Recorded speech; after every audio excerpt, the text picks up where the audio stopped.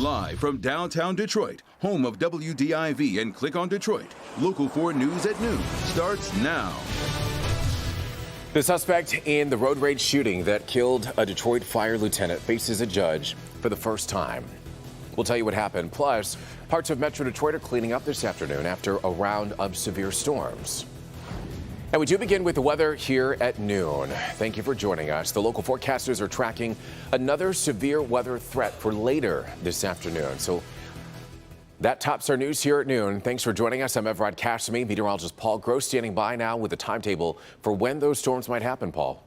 Well, good afternoon, Evrod, and it's going to be soon if they're going to pop. Right now, we are steamy. Look at this. Monroe at 72 degrees, 75 Ann Arbor, 74 in Detroit, but the dew point temperatures have actually come up from where they were this morning, and they were already high this morning, so that is just showing the increase in instability that we're seeing across the area. And something interesting on Storm Tracker 4, notice right here, see this little line right here, just stuff starting to develop right there. Also, a couple of things here. This could be the initiation of perhaps the very first what could become thunderstorms ahead of the cold front that's approaching. So we're going to monitor this very closely, and right now we're going to be seeing highs that perhaps are going to hit 80 degrees with these scattered storms developing. They should be ending around 5 o'clock, 6 o'clock as the front passes through the area. Then we have relief coming in for tomorrow into the weekend. So we're going to break down this day in great detail coming up for you in just a few minutes. And also we'll talk about that weekend forecast. It's kind of looking like a 50-50 weekend. We'll tell you which 50 you can plan on in just a few minutes, Evrod. Thank you, Paul. About 121,000 people are still without power after storms hit the area last night and this morning. And those storms also caused some pretty bad damage across the area. Down power lines were reported, toppled trees as well. Now, one of the hardest hit areas is West Bloomfield. That's where we find our Rod Maloney. He joins us now live this afternoon with a look at the damage, Rod. Yeah, hey, Everett, the singing of the chainsaw will be constant throughout the day here and into the night as they try and take down. Now, what you're seeing here is the top half of a pine tree. Take a look up the tree. It snapped off in the middle and came down. But that's not even the best picture to show you how bad the winds were out here yesterday. Take a look just down the side there, and you can see the entire root ball of a giant tree leaning over, that one being worked on by the county here. And there's so much more damage out here. We have all kinds of tree services out here, and we'll show you this. But let's take a look at some of the video that we shot here just a few minutes ago. In this particular neighborhood, it's Horseshoe Drive in West Bloomfield, which backs up to the Knollwood Country Club. And what they have found here is what looks like to be straight line winds that have knocked down massive trees. In fact, one of the residents told me it was a 100-year-old pine tree that went down and knocked out his neighbor's boathouse. It was a locust tree that came through and knocked a hole in his roof. And so they're feeling very fortunate out here because there was nobody hurt in any of this damage. When the wind came up, it turned green, and I decided to retreat to a safer spot in the house. I heard a loud sound, a crack, a boom, and then it seemed to me that something was different, and so I went out, looked outside, and there was trees were down in the back and the front. We were not here, but as soon as we came in, we couldn't pull in this side of the sub. Tree was down. So we pulled over here, and we couldn't pull in this side of the sub because the tree was down. But we went over the lawn a little bit and came in through here, and it was just like, whoa, everything was uprooted. It was just amazing. We looked at our house and said, oh, thank the Lord. No damage. Well, Well, we did have some more sound there, but the point is that around here you can find trees down like this all over, and also the trees with the root balls knocked over as well.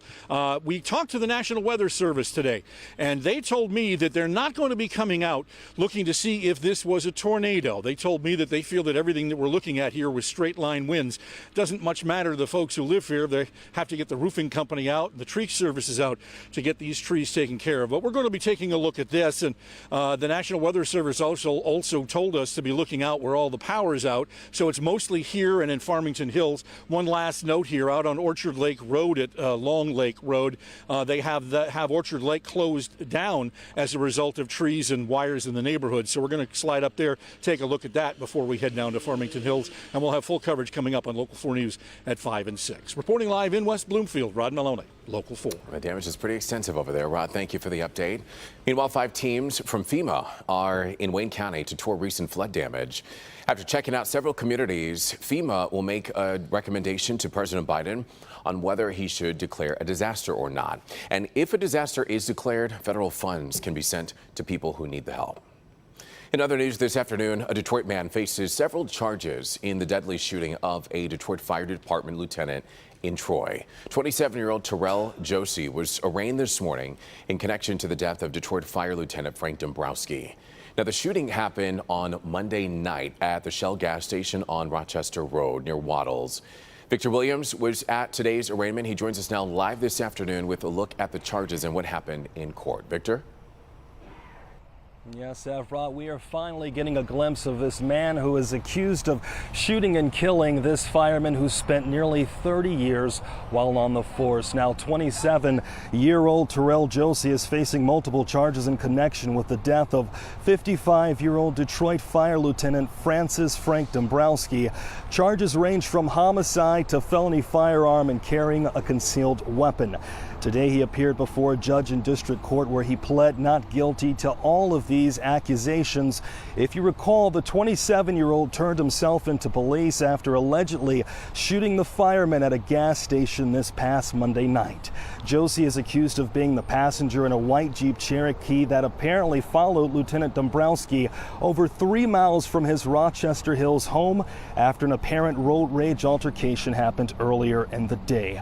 Police say once the two men met once up at the gas station and had words, that's when Josie allegedly fired multiple shots, striking Dombrowski, killing him right on the scene. Now, today, Josie appeared somewhat remorseful, not speaking much, but pretrial services tried their best to reason with the judge on why he should be denied bond. Turns out he had multiple bench warrants out for his arrest when this incident happened. Given there is no condition or combination of conditions that will assure the defendant's appearance in court or safety of the community, therefore in accordance with MCR 6.106, it is respectfully recommended that bond be denied in this matter. Based on the charges in this matter and based on the fact that your client has 5 bench warrants for very minor matters, I am not inclined to release him on any bond at this time. And interestingly enough, the driver of that white Jeep Cherokee is not going to be charged whatsoever. Josie, in the meantime, is due back in court exactly 1 week from now. In Troy, Victor Williams, Local 4. All right, Victor, thank you for the update. State police are investigating an apparent road rage incident after somebody shot up a tractor trailer on I-75 downriver. Take a look. This is the scene around 1:45 this morning in Brownstown Township, right near Dix-Toledo Highway. The semi-driver called 911 saying that another car was shooting at him. Thankfully, no one was hit. Part of the interstate had to be shut down. It has since reopened. State troopers are still investigating. So COVID cases have been down in much of the country. There are still pockets that are largely unvaccinated where cases have seen a spike in numbers and deaths. Health officials say that this is all because of the extremely dangerous Delta variant, now being called COVID-21. Shaquille Brewster reports from southwestern Missouri. That is a COVID hotspot. Hi there. Well, across the country, you're seeing a real clash in COVID realities. Overnight here in Springfield, Missouri, the first member of a federal COVID response team arriving, hoping to help stop what has been an alarming increase in COVID cases. The problem, doctors say, the Delta variant, which the CDC now says is the dominant strain across the country, especially in areas where the vaccination rates remain low. This is a different threat. This is COVID-21. This is not COVID-19. Doctors at Mercy Hospital saying that among their COVID patients, more than 95% of their patients have not been vaccinated, and that's why you're having local officials really push vaccinations as quickly as possible. And it's a striking split screen with what we saw yesterday in New York City, a massive ticker tape parade honoring frontline heroes and healthcare workers who really got the city through the pandemic in the darkest hours. Across the country, you're seeing people wanting to get out of this pandemic, but first having to get through the increasing severity of the Delta strain. Shaquille Brewster, NBC News. Here at home now, the state's vaccination rate is still at 62%. We do expect updated coronavirus case numbers and death totals tomorrow. They update now only on Tuesdays and Fridays. New at noon, the Tokyo Games will be held without fans. This coming as Tokyo is under a state of emergency. Officials fearing a COVID-19 surge will multiply during the Games. The emergency is now going to last from next Monday to August 22nd, with the Olympics starting on July 23rd and then closing on August 8th. About 11,000 Olympians and 4,400 Para-Olympians are expected to enter Japan. The International Olympic Committee says that more than 80% of residents in the Olympic Village will be vaccinated. Stellantis is investing $35.5 billion, if not more, into electric vehicles. The world's fourth largest automaker just announced its plans. Stellantis will be offering an electric Dodge muscle car and a full-size electric Ram pickup by the year 2024. There are also plans to have 5 battery production facilities called gigafactories by the year 2030. No word yet on if any of those plants will be here in Metro Detroit. Still to come here at noon, taking Google to court. Find out why several states have filed a lawsuit over one of the search giant's most popular apps. But first, the death toll rises in the devastating condo collapse in Florida. We're going to have the latest on the recovery efforts there.